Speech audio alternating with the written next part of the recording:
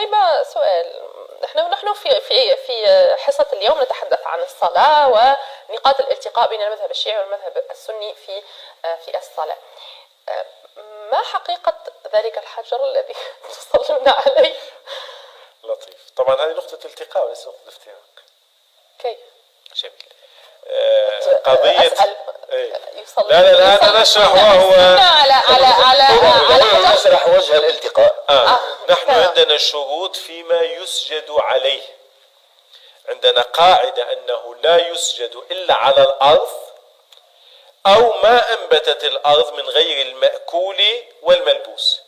على الأرض النبي صلى الله عليه وسلم في الحديث المعروف جعلت لي الأرض مسجدا وطهورا. ما أنبتت الأرض كل شيء أخرج من الأرض من غير المأكول والملبوس، هذا وارد في أحاديث أهل البيت عليهم السلام. في السيرة النبوية وردت قضية أن النبي كانت عنده قطعة من السعف يحملها ويضعها على مصلاه التي سميت في الأحاديث بالخمرة من السعف. ولكن الخمرة عندنا ليست من السعف. هو النبي كانت في حديث البخاري وسلم من السعف الخمرة كانت. ومن هنا مالك كره السجود على التنافس. التنفذة هي بتعبيرنا اليوم الزربية، الزرابي والمخدات لذلك المساجد في تونس في السابق كانت دائما حصر من سعف، لأنهم يلتزمون بالمذهب المالكي. نحن أيضا الحصر من السعف يجوز السجود عليه. أما مثل هذه الزربية هذا السجاد أو التنفس هذا لا يجوز السجود كتسهيل. لذلك إما الواحد يحمل خمرة قطعة من السعف ويضعها على المكان ليصلي فيه، أو يحمل ما أسميتموه بالحجر وهي تربة الإمام الحسين، تربة كربلاء، تبركا بهذه التربة ولأنه ورد أن السجود عليها فيه ثواب خاص. يقال أنكم تعبدون هذه التربة، أنا أقول الأشياء كما تقال، يعني أنكم تعبدون هذه التربة ويلزمها تكون من كربلاء وعندها خصوصية درجة كبيرة يعني. لا، تربة كربلاء لها خصوصية. حتى في الأحاديث السنية في مسند أحمد بن حنبل أن جبريل عليه السلام نزل على النبي صلى الله عليه وآله وأخبره بمقتل الحسين، فطلب منه أن يأتيه بتربة المنطقة التي يقتل فيها الحسين عليه السلام، فجاءه بقبضة حمراء. وهذا حديث سلمة سلام الله عليه، تحدثنا عن خديجة لابد أن نتحدث عنها. فأصبحت علاقة بهذه التربة بناء على أن النبي أخذها وقبلها واحتفظ بها وتركها أمانة عند أم سلمة، وقال لها إذا انقلبت هذه التربة إلى دم عبيد فاعلمي أن الحسين قد قتل.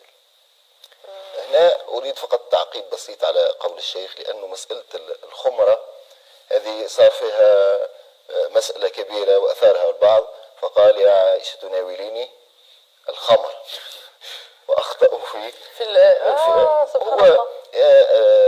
هذا إنتاج تونسي طبعا. إنتاج تونسي طبعا، إنتاج تونسي، فكانوا يعني هذا طبعا وصف لا يليق برسول الله صلى الله عليه وسلم. عليه الصلاة والسلام. والخمرة لغة، حتى الخمرة لغة جاية من الاختمار.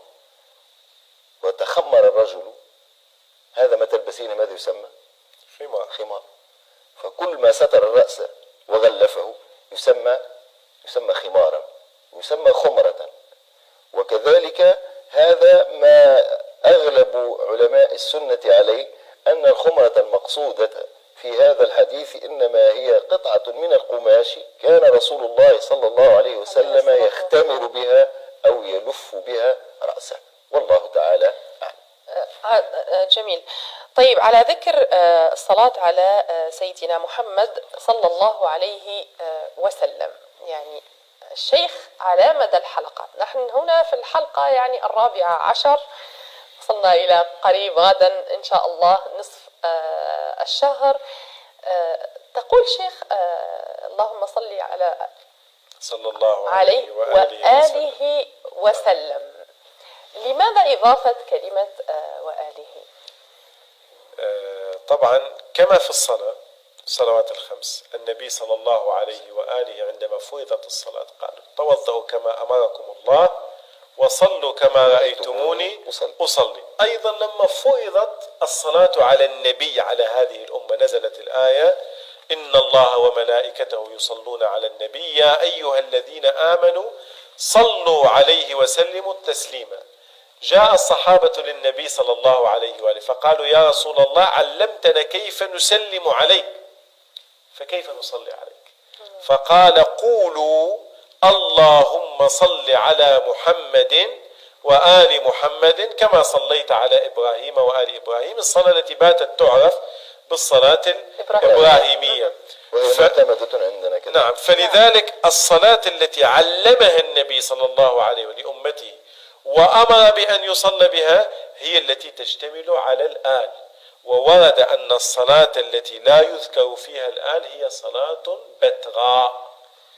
ماذا يعني بتراء؟ يعني مقطوعة. وللإمام الشافعي بيت شهير في هذه القضية يجمع بين الصلاتين: يا آل بيت رسول الله حبكم فرض من الله في القرآن أنزله كفاكم من عظيم الفضل أنكم من لم يصل عليكم لا صلاة له.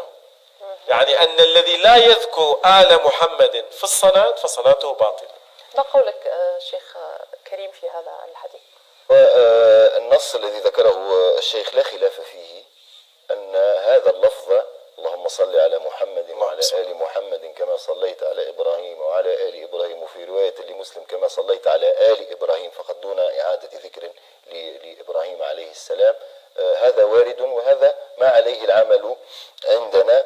وعلما أنه لغة كلمة آل تشمل أكثر من الأهل، تشمل كل ما اتصل بالشخص. فلما نقول آل ولا تقال إلا لعظيم، فلا يقال آل النجار أو آل الإسكافي أو إنما يقال آل القاضي، آل المفتي، آل الأمير. فهذه كلمة آل مختصة بمراتب علية وتشمل أبنائهم وأزواجهم ويعني كل من انتسب إليهم دما أو نسبة أو عملا. فلما نقول الصلاة على آل محمد لغة تشمل كل آل محمد صلى الله عليه وسلم من صحابة ومن أهل. بغض النظر من المشمول الآن اللفظ ما هو الأصح؟ نعم، هنا السؤال أنا لما سمعت القولين هنا السؤال لما قال بتراء يعني هل لما نقول عليه الصلاة والسلام تعتبر بتراء يعني على قول الشيعة؟ هذا هو على الحصر. لهذا أتوجه إلى قول السنة، لأن هنا الشيعة حصروا صيغة الصلاة في هذه الصيغة فقط، وجعلوا كل ما سواها غير مقبول أو مبتور أو مقطوع. هل وردت صيغة أخرى عن النبي صلى الله عليه وسلم؟ لم يرد عن النبي، فلذلك نحن التزمنا بما ورد عن النبي. طيب ما الأحسن أن نقول عليهم الصلاة صلى الله عليه وآله وسلم أو صلى الله عليه وسلم؟ في عند أهل السنة نعم الأفضل الإتيان باللفظ النبوي، هذا لا خلاف فيه. يعني أن نقول صلى الله عليه وعلى آله، الله صلى الله عليه وآله وسلم. لا، هو خاطر اللفظ النبوي مش صلى الله عليه وآله. اللهم صل على اللفظ النبوي ليس اللهم صل عليه وآله، لا، إنما اللهم صل على محمد وعلى آل محمد كما صليت على إبراهيم وعلى آل إبراهيم، وإن شاء قال كما صليت على آل إبراهيم، وكلاهما صيغتان معتمدتان عند أهل السنة. وبارك على محمد وعلى آل محمد كما باركت على آل إبراهيم. شيخ كريم يعطيك الصحة، يداهمنا